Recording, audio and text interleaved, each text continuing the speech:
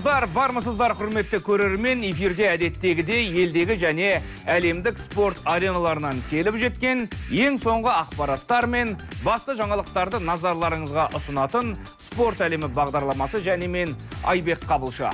Наурыз келіп, жазғы түрі жетіп, елімізде көптеген спорт жарыстары басталды.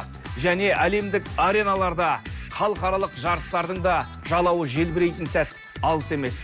Біздің қыз жігіттер осы бәсекелерге дайын ба деген секілді сұрақтарға бүгін жауап іздейтін боламыз. Ендеше бізбен бірге болыңыз. Қазақстан құрамасының боксшылары Алматыда оқу-жаттығу жиындарын пысықтауда. Мырзағали Айтжанов баптайтын жігіттер Ташкентте өтетін әлем чемпионатында ел намысын абыроймен қорғауды көздейді. Болгариядағы сәтсіздіктен кейін былғары қолғап шеберлерімізді ерінбегеннің бәрі сынап жүр. Оған себеп те жоқ емес. Тіпті бір кездері Қазақстан құрамасының капитаны ретінде көк байрағымызды Олимпиада ойындарына көтеріп барған Қамшыбек Қоңқабаевтың өзбек боксшысы Бахадыр Жалоловпен шаршалаңға шығудан бас тартқанын көз көріп құлақ естіді. Боксшының өзі оған жарақатым себеп болды деп ақталғанымен, жанкүйерлер бұл ақпаратқа күмәнмен қарайды. Әлем чемпионатының басталуына 1,5 ай ғана уақыт қалды. Жігіттердің дайындығы қалай? Болгарияда ұталмаған өзбек боксшыларын Ташкентте жеңуге шамамыз жетеді ме? Әлде тағы да төрешілер мен жарақатты желеу етіп, жеңілістің кермек дәмін татамыз ба? Тақырыпта жігіттердің жаттығуын өз көзімен көріп, дайындығын бақылап қайтқан тілшіміз Жандос Айтбай жалғастырады. Боксшыларымыздың жеңісіне етіміз үйреніп қалғаны соншалық, Болгариядағы турнирді алған бір күміс, бір қола медальді ешкім елеген жоқ. Елеу былай тұрсын, ерінбегендердің бәрі ұлттық құрама бапкерлерін және жігіттерді жерден алып жерге салды. Старанжа кубок жолындағы жарыста нәтиже нашар болды дегенде ұлттық құрама бапкерлерді айтып отыр. Бірінші нөмірлі спортшылардан тек 75 келі салмақта Нұрғанат Раис пен ауыр салмақтағы Қамшыбек Қоңқабаевты ғана апардық. Өзге салмақта жастарымызға мүмкіндік бердік дейді Мырзағали Айтжанов. Нұрғанат қола жүлде алды, ал Қамшыбекті өзбек боксшысынан қашқақтады. Енді былғары қолғабын шегегілі керек деп кейс танытқандар да табылды. Ұлттық құраманың дайындығына барып, алдымен осы мәселенің анық қанығын білуге тырыстық. Қамшыбекті ол жекпе-жекке шығармағанымыз, бұлай айтқанда сақтағанымыз. Қазіргі таңда Қамшыбектің орнын басатын мықты спортшыларымыз жоқ бұл салмақта. Барлығының келешегі бар, бірақ оған уақыт керек. Сол себепті Қамшыбектің әлі де елімізге беретіні бар. Жақсылап дайындап, сол әлем чемпионатында медальмен оралатынына сенімдіміз. Және Париж олимпиадасында да әлі де сенім артамыз Қамшыбекке. Еліміздің көк туын желбіретеді деп. Бір білетініміз, қазақ боксшылары қарсыластан қаймықты дегенді естіген емеспіз. Ел намысы таразыға тартылған шақта былғары қолғап шеберлері аянып қалмайды. Қамшыбекте қамшы салдырмайтын жігіт, кәсіпқойларында қолғабын киіп бүрген, 5 жекпе-жек өткізіп, 5-еуінде де жеңіске жеткені жазулы тұр.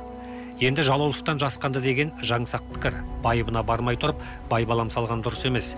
Бас бапкер сөзінің жаны бар. Әлем чемпионаты мен Азия ойындары қарсаңында ескі жарақаты сыр берген спортшыны шаршылаңға шығарып, тәуекелге барғысы келмеді. Бірінші кезекте бас бапкеріміз Мырзағали Құланұлы ресми сұхбатында айтты. Барлық жерге жарияланды. Мен қолымнан ескі жарақатым бар еді. Сол сыр беріп, сонымен бас бапкеріміз жекпе-жекпе шықпауды дұрыс деп ұйғарды. Енді қазіргі көңіл-күй Аллаға шүкір жақсы, толыққанды жұмыс жүріп жатыр. Міне ағылшындар келіп жатыр, тәжіктер келіп жатыр, әзербайжандар.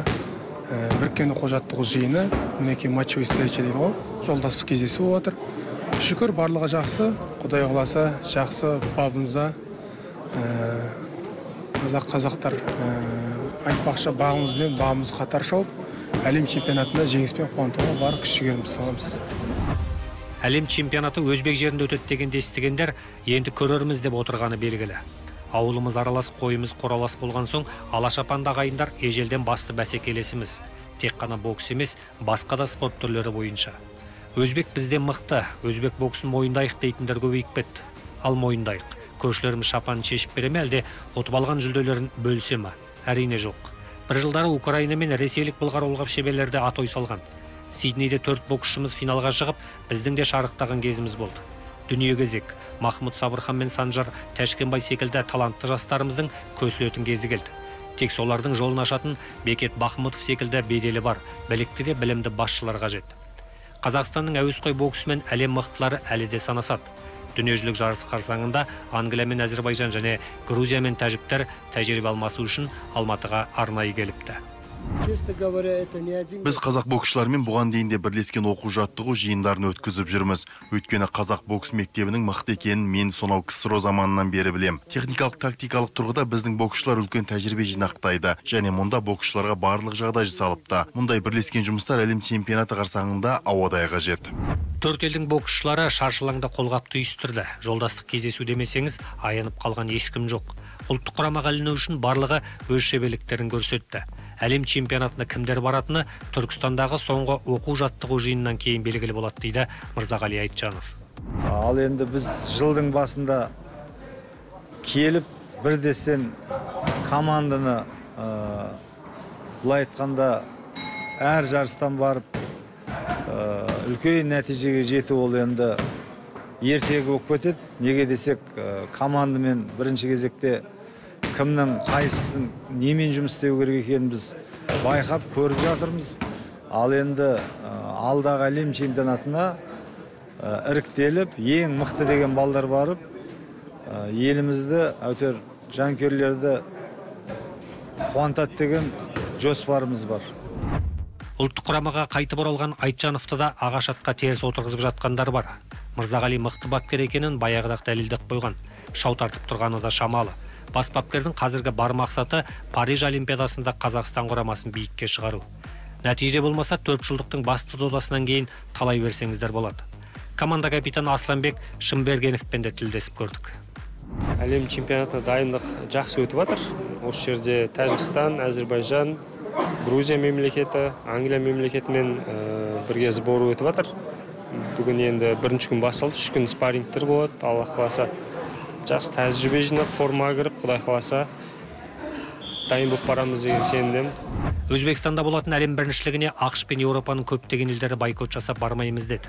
Әзірше Аибаның күнтізбесінде ешқандай өзгеріс жоқ. Сондықтан бокс жанкүйерлері дүниежүзілік жарысты асыға күтіп отыр.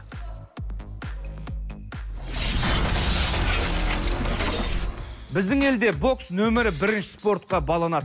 Сондықтан да біз бүгінгі шығарылым барысында дәл осы спорт түріне бір емес 2 сюжет арнауды жөн көрдік. Себебі кейінгі кезде отандық боксқа қатысты сында көп, мінде аз емес. Әсіресе жігіттердің шеберлігіне қатысты мәселе жиі көтеріліп жүр. Аталған мәселені шешу жолын ұсынып жүрген жандардың бірі Жұмагелді Бейсенбаев. Қазақстандық өнер тапқыш боксшылардың дайындығын жетілдіре алатын құрылғы жасап шығарған. Оны ресми заңдастырып қолданысқа енгізіп үлгерді. Бірақ неге екені белгісіз, біздің боксшылар ол құрылғылармен жаттығуға құлықсыз болып тұр. Бізде бұл не қылған құрылғы деп қызығушылық танытқан болатынбыз. Тақырыпты сол орталыққа арнайы барып, өнер тапқышпен танысып қайтқан тілшіміз Аслан Қаженов тарқата түссін. Біз қазір Елордадағы жаттығу залдарының біріндеміз және кейіпкеріміздің құрылғысы дәл осы жерде орналасқан. Жалпы қаланың бірнеше жеріне қойған екен өзінің жаңағы ойлап тапқан аппаратын, солай айтайық, жаттығу аппараты. Оның ішінде аурухана бар, колледждер бар және соның бірі осындай міне фитнес орталық. Бұл кәдімгі жеке қала тұрғындары келіп дайындалатын жерлердің бірі және кейіпкеріміз Жұмагелді есімді. Міне дәл осы жерде. Ассалаумағалейкум. Қалыңыз қалай? Міне біздің өнер тапқышымыз осындай. Қазақтан шыққан осындай азаматтар бар, бірақ көпшілік біле бермейміз. Бұл өте өкінішті.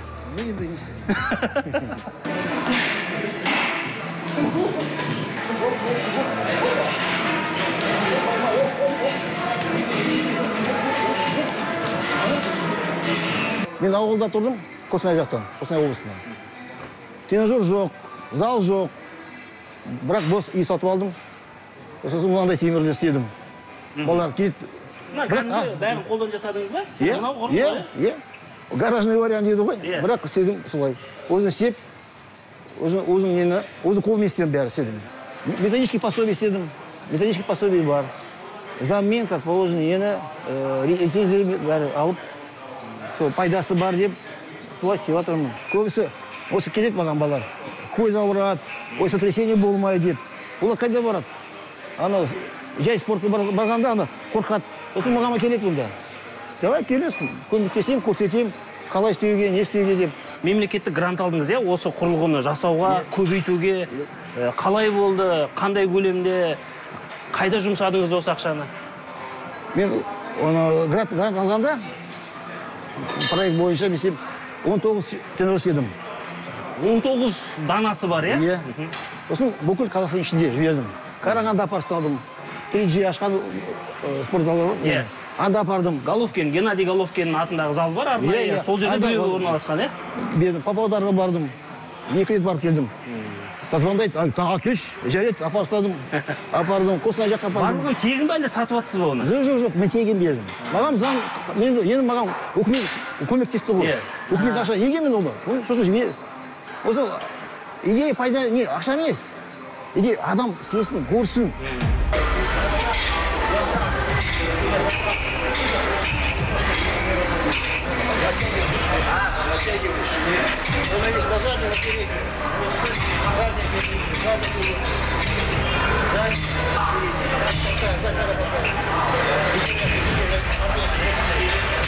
Бұл деген темірмен жұмыс. Жаңағы бұлшық еттің памяті, мышечный память деген термин бар. Мың есе жақсырады мышечный память работасы шығарады. Ал егер басқа тренерлермен сен группада айналысасың, тренер барлығына қаралмайды. Ол жақта бала аз. Біздің ағайымыз жаңағы техникаға қарайды. Әрбір кемшілік болса айта салады, айтады, түсіндіреді. Және жай ғана айта салмай, оны көрсетеді, түсіндірген мүмкіндігі бар. Жалпы басқа традиционный да? Біз рингке шығамыз, жүгіреміз, бокс көрсет, комбинация көрсет, соны қайталаймыз. Бірақ ол жақта сен қанша мың рет істесең де шаршағанша мынау темірмен жұмыс істегендей, сен ойында қалмайды.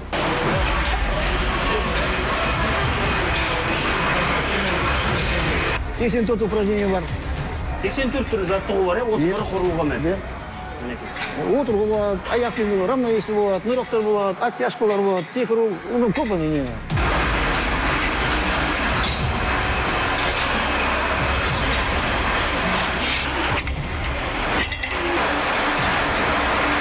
Ноутбукқа үңіліп жатыр, балалар келіп қайта-қайта кезек-кезек. Бұл жерде не жазылған, не қарап отыр? Методический пособие. Сабақтар жазылған, сабақтар мен бар бұнда. Дайын сабақтар. Әлде өздерінің суретін қарап отыр ма? Сурет қарап отыр, оқып отыр, бұнда жазылған. Мынау упражнение бәрі жазып, қандай нені, қандай вес, қандай болай, қандай тұрады, қалай істейтін. Осы мынау қалай істеуге болады. Қанша подход, қанша повторение болады. Бұлай істейді. Солай беріп атым баларға. Ол қарап. Сонда мен уақыт алмайды. Мен бөтенді балармен спокойно жұмыс істеймін. Өздері келіп қарай ма сонда? Да, олар қарайды. Мынау істеймін. Айтам, осы сабақта осы істейміз деп. 70 сабақ менде мұнда бар, дайын тұр. Қазір ауылда спортзал ашуға, фитнес зал ашуға қиын. Ақша көп кетеді. Оборудование алуға анау-мынау деп. А мынау тренажер алып, қанша упражнение істеуге болады мұнда.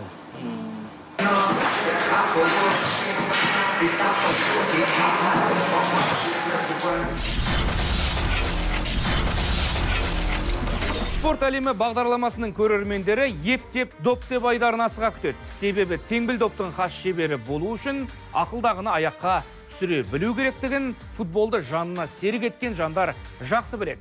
Қақпаға соққы бағыттаудан бөлек пас беру, шабуылды ұйымдастыру мен қарсыласты бір ғана қимылмен қапы қалдыру, сауатты қорғану секілді аладоп бәсекесінің қыр-сырын меңгермей, жеңісте жетістікте болмайды.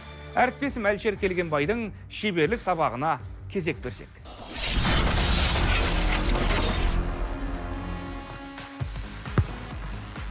Ассалаумағалейкум, эфирде ептеп топтеп байдары. Өздеріңіз көргендей, бүгін біз қақпашымен бірге бір шығып, гол соғуды үйренеміз. Дәл осындай қашықтықта, егерде қақпашы орыннан шықпайтын болса, онда біз допты аламыз да, дәл бағанағындай кез келген бұрышына голды соғып жібереміз. Ал егерде оны қақпашы бір орында тұрмай алдыға шығатын болса, онда алдыңғы сабақтағындай біз солға қарай дөңгелетеміз да голды соғып жібереміз. Олай болса, бірінші әдіс, міне қақпашы шыққан кезде біз солға қарай көрсетіп, резко оңға қарай бұрамыз да голды салып жібереміз. Ендеше дәл осы іс-қимылды біз баяу түрде көрсетейік.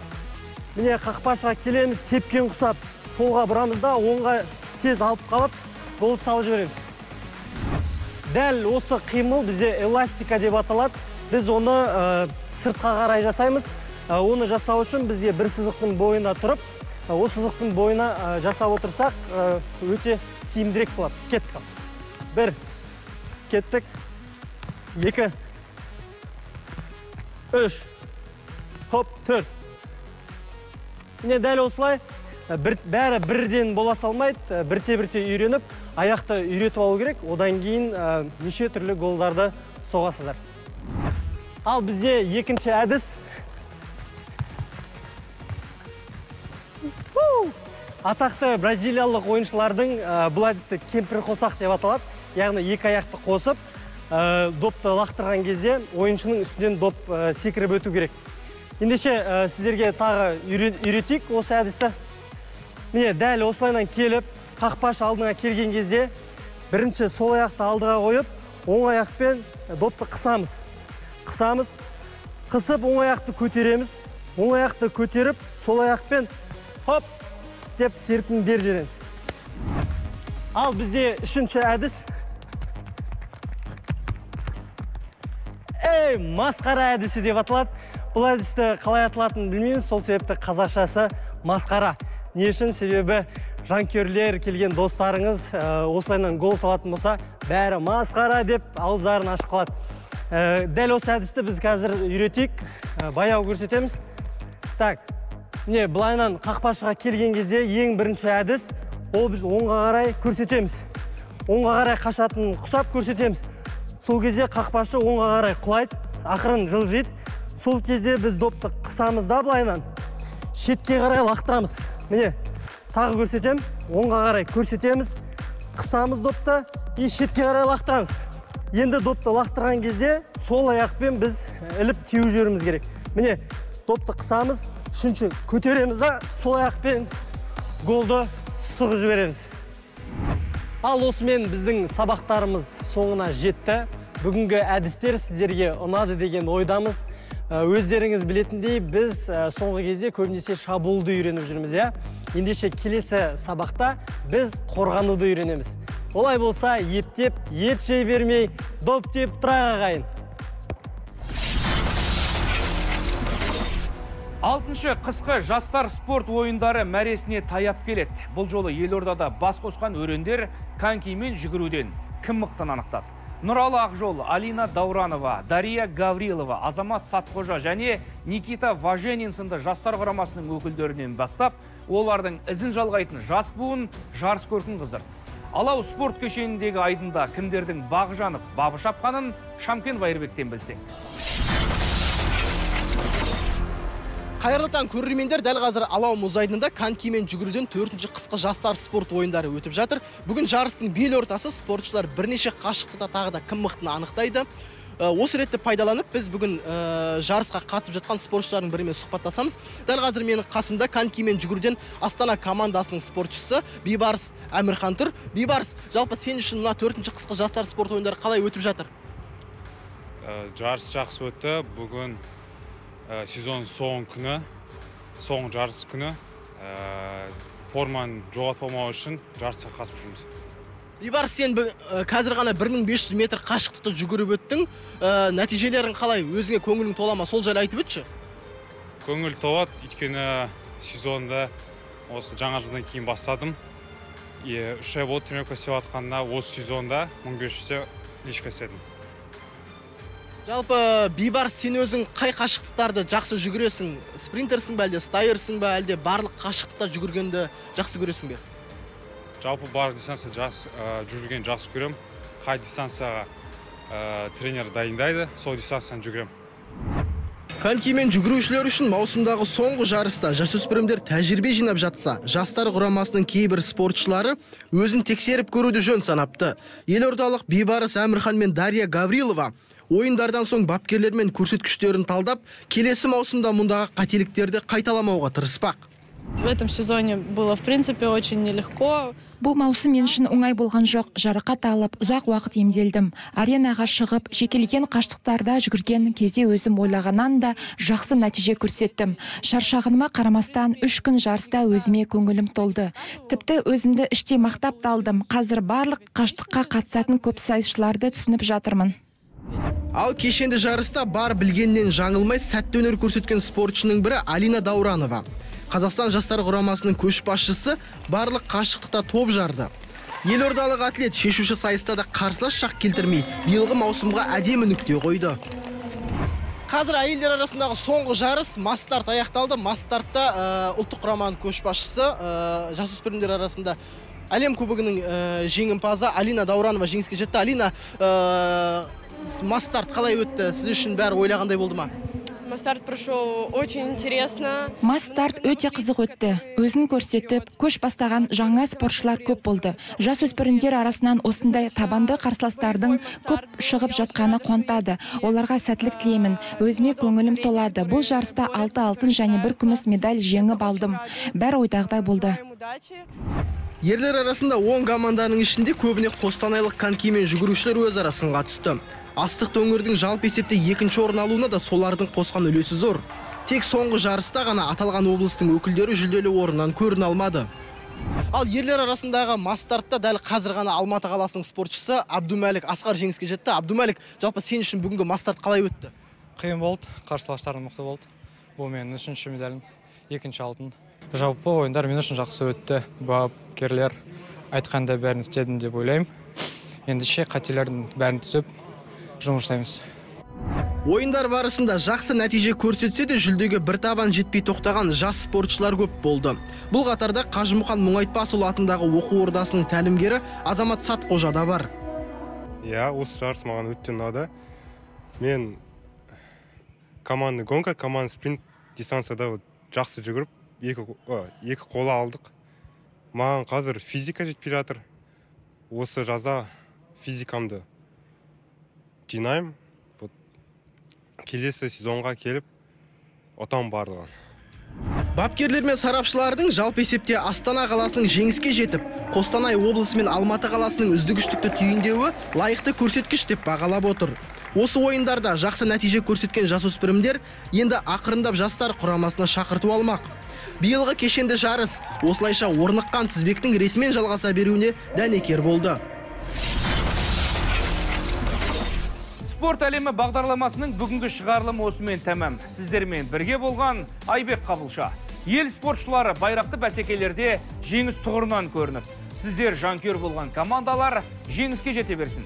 Келесі аптада дәл осы күні эфирде жолыққанша аман сау болыңыздар.